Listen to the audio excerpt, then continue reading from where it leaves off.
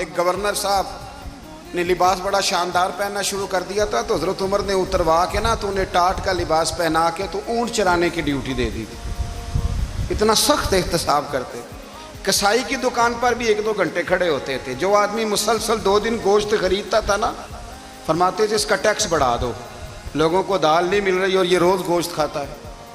حضرت فاروق اعظم اس کو جزیہ کہا جاتا تھا، یا کچھ اور معاملات ہوتے تھے بڑھا دیتے تھے۔ مسلسل جو 2 دن آدمی گوشت کھاتا تھا، فرماتے تھے مدینے میں غربت ہے، اگر یہ والا نظام تم کرو گے تو غریب لوگ کس کی طرف دیکھیں گے۔ لیکن اس سے زیادہ بڑھ کر جو ان کی زندگی کا معیار اور سٹیٹس تھا وہ یہ تھا کہ اپنے گھر کا خاص خیال رکھتے، خاص توجہ کرتے۔ ملک شام سے اور ایران سے کچھ لوگ آپ کی خدمت میں آئے تو وہاں سے کچھ کنیزیں بھی آئیں، ان کے بادشاہ کا پیغام لے کے۔ شاہ ایران کی کنیز کو ملکہ نے کہا کہ نا حضرت عمر کی زوجہ کو دیکھ کے آنا ذرا کس طرح کی ہے۔ ہمارے ملک میں کیا کہتے ہیں؟ خاتون اول، باقی سارے دوؤں میں خاتون اول۔ ذرا خاتون اول کو دیکھ کے آنا۔ تو وہ جب آئی نا گھر میں ملنے تو کہا کہ مجھے میری ملکہ نے کہا تھا کہ عمر کی زوجہ سے، اہلیہ سے ملاقات کر کے آنا۔ تو حضرت عمر کی اہلیہ نے نا ایک جوڑا کپڑوں کا دے دیا ملکہ کے لیے اور ایک خوشبو کی شیشی دے دی۔ اب جب وہ تحفے وہاں گئے تو اس ملکہ نے نا کچھ سونے کا سامان بھیجا، کچھ زیورات بھیجے، کچھ تحائف بھیجے۔ جب حضرت عمر کے گھر آئے نا، وہ خادم لے کے آیا، اس نے کہا جی آپ کی اہلیہ نے تحفے بھیجے تھے، تو جواب میں شاہ ایران کی بیوی نے، یہاں جس ملک کا وہ سفیر تھا، انہوں نے بھی یہ بھیجے۔ تو حضرت عمر فاروق نا وہ تحفے لے کے گھر گئے تو جا کے کہنے لگے اپنی اہلیہ سے، یہ تو کب سے تحفے تحائف بھیجنے لگ گئی ہے؟ یہ کب سے نظام شروع ہو گیا؟ تو کہ حضور تحفہ دینا لینا تو ٹھیک ہے، سنت ہے، محبت بڑھتی ہے، تو یہ کوئی قباحت نہیں، اور میں نے اپنی ذاتی استعمال کے لیے جو چیزیں رکھی تھی وہ میں نے دی ہیں۔ تو حضرت عمر فاروق رضی اللہ تعالیٰ عنہ فرمانے لگے ہم نے کسی ملک کے ساتھ اور اس کے بادشاہ کے ساتھ ذاتی تعلق نہیں بنانا، تعلق جو بھی بنے گا رسول اللہ کے دین کی برکت سے بنے گا۔ ذاتی رشتے نہیں ہم نے قائم کرنے، ذاتی۔ آپ کے ملک کی جو ایئر لائن جس کا ہر سال خسارے کا ڈنڈورا پیٹا جاتا ہے نا، وہ ہمارے بادشاہ صاحب اور صدر صاحب اگر غیر ملکیوں کو گھوڑا کبھی بھیجنا ہو نا، گھوڑا، تو پورا ایک جہاز گھوڑا لے کے تحفے میں جاتا ہے، پورا جہاز غریب قوم کا یہ سرمایہ، اور قوم بڑی بادشاہ ہے، لائنوں میں لگ کے ووٹ دیتی ہے۔ 2 کام ہمیشہ لائن میں لگ کے کرنے، ایک بل لائن میں لگ کے جمع کرانا ہے اور ایک ووٹ لائن میں لگ کے، تاکہ پھر پورے 5 سال لائن میں ہی لگے رہیں۔ مرضی سے آپ ووٹ دینا، پر جو بات درست ہے اس کو سنو۔ حضرت عمر فاروق رضی اللہ تعالیٰ عنہ نے اپنی اہلیہ سے پوچھا کتنے کا تھا وہ تیرا جوڑا اور خوشبو کی شیشی؟ انہوں نے کہا 3 دینار کی۔ فرمایا یہ 3 دینار تیرے اور باقی جو تحفے آئے ہیں وہ تو خود کہہ، چونکہ اس نے تیرے نام بھیجے ہیں، تو کہہ کہ میں مال غنیمت میں دیتی ہوں، تو کہہ میں مسلمانوں کو کہہ۔ تو زوجہ ہنس پڑی، کہنے لگی میں نہ بھی کہوں تو مجھے کہنا تو پڑے گا ہی، کہنا تو میں نے ہے ہی، کیونکہ سامنے عمر فاروق ہیں، لہذا فرمایا کہہ دیتی ہوں میں نے دیا خزانے کو۔ حضرت عمر نے جمع کرا لیا۔ میں یہ کیا بات ہوئی؟ میرے گھر والے جو مرضی کریں، ان کا معیار زندگی جس طرح کا مرضی ہو۔ اور حضرت عمر ایک جملہ کہا کرتے تھے، اللہ کرے کہ یہ باتیں اس دور حاضر میں ہماری سمجھ میں آئیں۔ حضرت عمر فاروق رضی اللہ تعالیٰ عنہ اپنے بچوں کو فرمایا کرتے تھے کہ بہت آدمی کو بھوک لگی ہو نا، اور پھر اس کی پسند کا کھانا پکا ہو، تو اتنے شوق سے وہ اس کھانے کو دیکھتا ہے نا، فرمایا اس طرح پوری قوم اپنے بادشاہوں کے خاندان کو دیکھتی ہے، اس تیزی کے ساتھ دیکھتے ہیں کہ ان کے گھر میں کیا ہو رہا ہے، ان کا معیار زندگی کیا ہے، ان کا سٹیٹس کیا ہے۔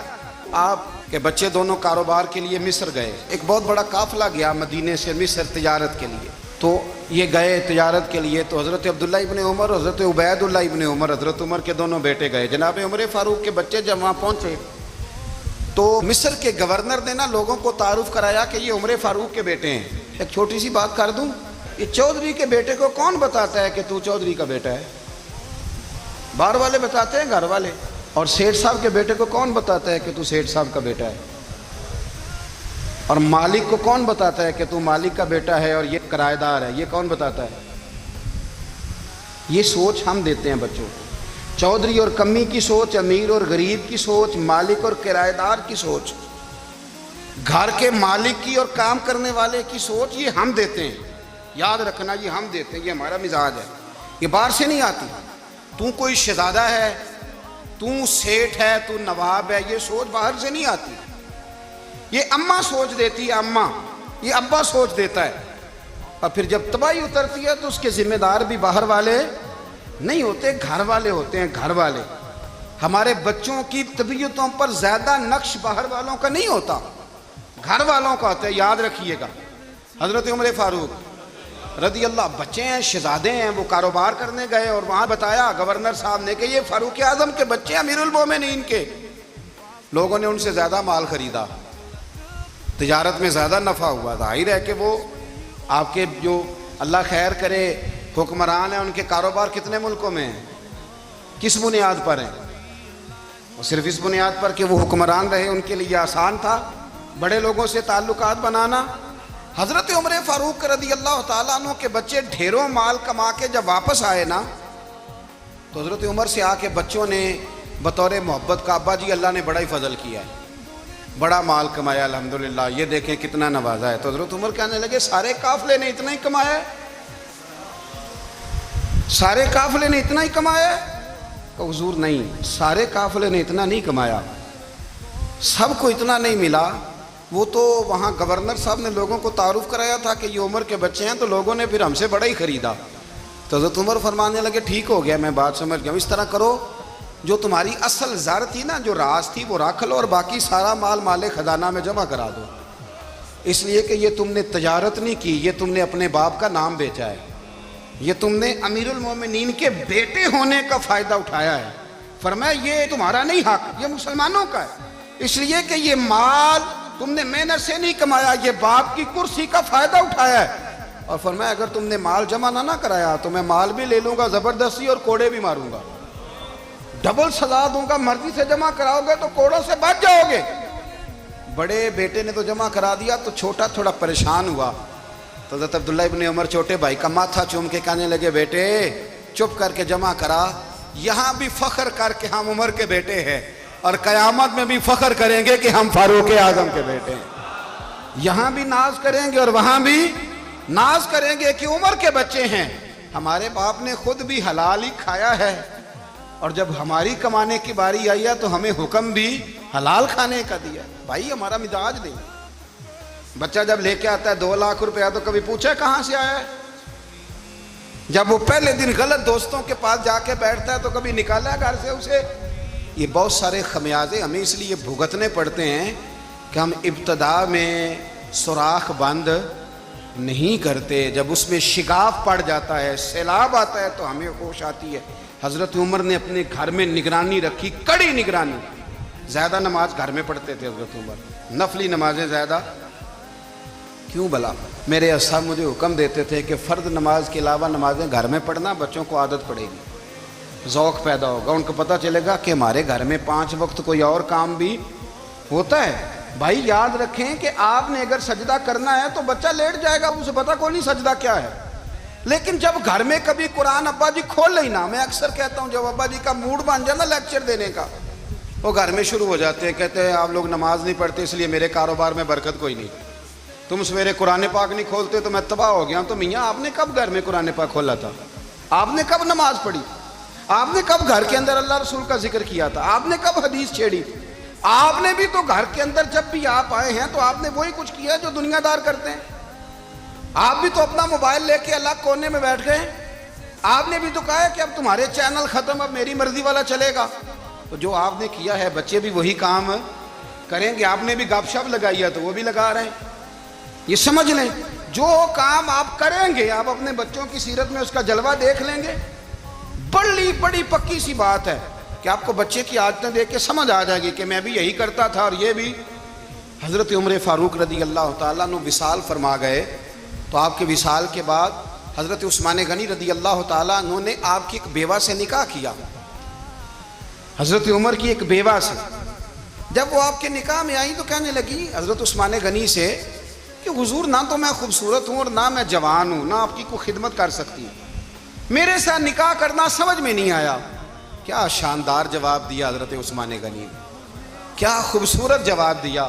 فرمانے لگے میں نے اس لیے نکاح نہیں کیا کہ مجھے تمہارے حسن سے دلچسپی تھی یا تمہاری خدمت کی ضرورت تھی، میں نے تو اس لیے نکاح کیا ہے کہ مجھے بتاؤ عمر فاروق گھر کے اندر اپنے رب کی عبادت کس طرح کرتے تھے، وہ قرآن پاک کس طرح پڑھتے تھے، وہ رویا کیسے کرتے تھے، استغفار کا طریقہ کیا، کس وقت کس انداز میں وہ اپنے رب کو یاد کرتے تھے. اس لیے کہ عمر کئی دفعہ گھر سے آتا تھا تو میں اس کے چہرے پر نور دیکھا کرتا تھا، میں روشنی دیکھتا تھا، ایک معیار دیکھتا تھا. نکاح اس لیے کیا ہے کہ مجھے عمر کی جو گھر کے اندر کی عبادت ہے اس سے آگاہ کرو، تاکہ عثمان غنی بھی چاہتے ہیں اس طرح کے عمل کرو جس طرح کہ عمر فاروق کر کے گئے ہیں. بھائی جب تک ہم اپنے گھر میں وہ توجہ نہیں دیں گے، وہ مزاج دیکھیں نا، ہمارے گھروں میں جب نقشہ پاس ہوتا ہے تو ٹی وی لان بھی اس میں ہوتا ہے، ڈرائنگ روم بھی ہوتا ہے، نماز کی جگہ بھی ہوتی ہے نقشے میں. صحابہ جب گھر بناتے تھے تو ایک مسجد بیت کا نقشہ پاس کرتے تھے، ذہن میں رکھتے تھے کہ یہ کونا نماز کے لیے، وہاں جوتے لے کے کوئی نہیں جائے گا، وہاں نماز پڑھی جاتی تھی، عورتیں وہاں اعتکاف کرتی تھیں. ٹی وی لان تو آ گیا ہے اور گھر کے اندر ٹی وی رکھنے کے لیے تو ایک کمرہ الگ سے بنا دیا گیا ہے، اور اب جو نئے نقشے پاس ہو رہے ہیں اس کے اندر گھروں کے اندر جگہ بنائی گئی ہے جہاں کمپیوٹر رکھے جائیں گے، اور بچوں کے لیے وائرنگ ہوگی نیچے تاکہ انہیں کوئی مشکل درپیش نہ ہو. یہ ساری چیزیں ہم نے نہانے کے لیے گھروں کے اندر اتنے اتنے بڑے واش روم بنائے ہیں کہ لگتا یہ ہے کہ سوائے نہانے کے اور کام ہی نہیں کوئی گھر میں ہوگا. ہر چیز آ گئی، پر اللہ کرے کوئی تفسیر بھی ٹیبل پہ پڑی نظر آئے، کوئی حدیث کی کتاب بھی ٹیبل پہ پڑی نظر آئے. اللہ کرے کہ جس طرح ابا لطیفہ سن کے آتا ہے تو جب تک سنا نہ لے اسے ہضم نہیں ہوتا. اللہ کرے کہ وہ جمعے میں بیان سن کے جائے تو اس کا بھی دل کرے میں اپنے بچوں کو سناؤں. وہ نبی پاک کی کوئی حدیث کہیں سے سنے تو گھر جا کے سنائے. جب تک یہ معیار نہیں بنتا آپ کیسے توقع کرتے ہیں کہ گھر کے اندر اللہ کی رحمتیں نازل ہوں گی؟ آپ یہ کیسے توقع کرتے ہیں کہ گھر کے اندر وہ معیار اور وہ مزاج بنے گا؟ حضرت عمر فاروق نے ذاتی زندگی پر جو توجہ دی، گھر والوں کے معیار پر جو توجہ دی حضرت عمر فاروق رضی اللہ تعالیٰ عنہ نے، وہ بھی بڑی دیدنی ہے. حضرت ابو موسیٰ اشعری کو نا آپ نے وزیر خزانہ بنایا تھا، تو حضرت ابو موسیٰ اشعری کہتے ہیں کہ حضرت عمر کو شیخ خزانے میں رہنے تو دیتے نہیں تھے. ایک دن نا میں صفائی کر رہا تھا اس کمرے کی جس میں خزانہ رہتا تھا. ہمارے تو ملک میں جو جاتا ہے وہ صفائی کر کے ہی جاتا ہے، اللہ خیر کرے. اور خیر معیار بدلتا ہے. جو پچھلی حکومت ہوتی ہے وہ قرضہ اٹھاتی ہے، وہ باہر سے جاتی ہے تو قرضہ لے کے آتی، اور جو نہیں آتی ہے وہ کہتی ہے ہمیں پیکج مل گیا ہے. وہ قرضہ نہیں اٹھاتے، ان کو کیا ملتا ہے؟ یعنی پچھلی نے قرضہ لیا تھا اور ہم نے، واہ جی واہ کیا خوبصورت انداز ہے. اس کا نام بدل کے نا، انہوں نے قرضہ لیا تھا اور ہم نے، میں کہا بڑے شاندار سیانے بندے ہو گئی. حضرت سیدنا ابو موسیٰ اشعری کہتے ہیں کہ میں نے نا مال غنیمت کی صفائی کی تو 1 دینار مجھے نا کہیں پڑا ہوا مل گیا. تو فرماتے ہمیں اجازت ہوتی تھی کہ 1 دینار ہم اپنی مرضی سے کہیں خرچ کر سکتے تھے. اگر آپ ناراض نہ ہوں تو ہمارے ہاں جب چیئرمین صاحب، ناظم صاحب ٹھیکے دیتے ہیں تو ٹھیکیدار ان کا چھوٹا بھائی ہوتا ہے، یا چچا کا بیٹا ہوتا ہے، یا خالہ کا بیٹا ہوتا ہے. وہ خود ناظم ہوتے ہیں اور ان کا چھوٹا بھائی ٹھیکیدار ہوتا ہے. یعنی وہ نا سارا کچھ گھر کے اندر ہی رہتا ہے، گھر کے اندر ایک پیسہ دیتا ہے، دوسرا واپس اس کو واپس کر دیتا ہے، گھر کے اندر ہی. اب تو خیر ہمارے لوگ سمجھدار ہو گئے، ایک بندہ ایک سیاسی جماعت میں ہوتا ہے، دوسرا دوسری میں، اور تیسرا جس کی بھی حکومت آئی حکومت تو ہماری رہے گی نا، ایک بندہ تو ہے نا اس جماعت. یہ اچھا لوگوں نے ایک طریقہ نکالا ہے. تو حضرت عمر کے بیٹا گزر رہا تھا تو حضرت ابو موسیٰ اشعری کہتے ہیں میں نے صفائی کی تو 1 دینار نکلا، تو میں نے وہ 1 دینار نا حضرت عمر کے بیٹے کو دے دیا. میں نے کہا لو بیٹا اپنے چچا کی طرف سے تحفہ. تو گھر جا کے انہوں نے حضرت عمر کو بتایا کہ چچا نے پیسے دیے ہیں، چھوٹے بچے تھے. حضرت عمر نے حضرت ابو موسیٰ اشعری کو بلا لیا اور بلا کے فرمانے لگے میں تو تمہیں اپنا دوست جانتا تھا اور تو نے میری اولاد کو ہی دنیا دار بنانا شروع کر دیا، میرے بچوں کو ہی تم نے دنیا دار پیسوں پہ لگانا شروع کر دیا، میں تو تمہیں یار سمجھتا تھا. فرمایا تمہیں چاہیے تھا میرے بیٹے کو نصیحت کرتے کہ بیٹا پیسوں سے رب راضی نہیں ہوتا، اس کی رضا والے کام کیے جائیں تو رب راضی ہوتا ہے.